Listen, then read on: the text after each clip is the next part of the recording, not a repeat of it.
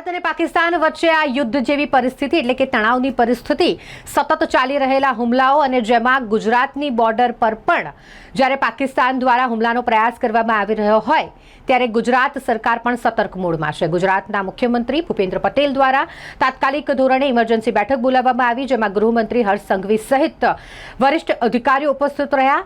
ખૂબ જ સઘન ચર્ચા ચાલી રહી છે। સાથે જ પ્રધાનમંત્રી સાથે પણ મુખ્યમંત્રીએ આ સુરક્ષા વ્યવસ્થાને લઈને હાલની પરિસ્થિતિને લઈને વાતચીત કરી હોય ટેલિફોનિક તેવી પણ માહિતી સામે આવી રહી છે। હાલ બેઠક ચાલી રહી છે મુખ્યમંત્રીની અધ્યક્ષતામાં અને જ્યાં તેઓ આ પરિસ્થિતિનો તાગ મેળવી રહ્યા છે, આગળ શું પગલાં ભરવા જોઈએ તે વિશે પણ આ બેઠકમાં ચર્ચા થઈ રહી છે। સાથે જ વાત કરીએ બોર્ડરના એરિયાની, કચ્છ જે પાકિસ્તાનને અડીને આવેલી બોર્ડર છે ત્યાં ભુજમાં પણ પાકિસ્તાને ડ્રોન અને મિસાઇલ દ્વારા હુમલો કર્યો હોય, જેનો કાટમાળ પણ મળી આવ્યું છે સબૂત સ્વરૂપે, અને તેને લઈને ભુજમાં પણ સંપૂર્ણપણે લોકોને ઘરમાં રહેવા માટે અપીલ થઈ રહી છે।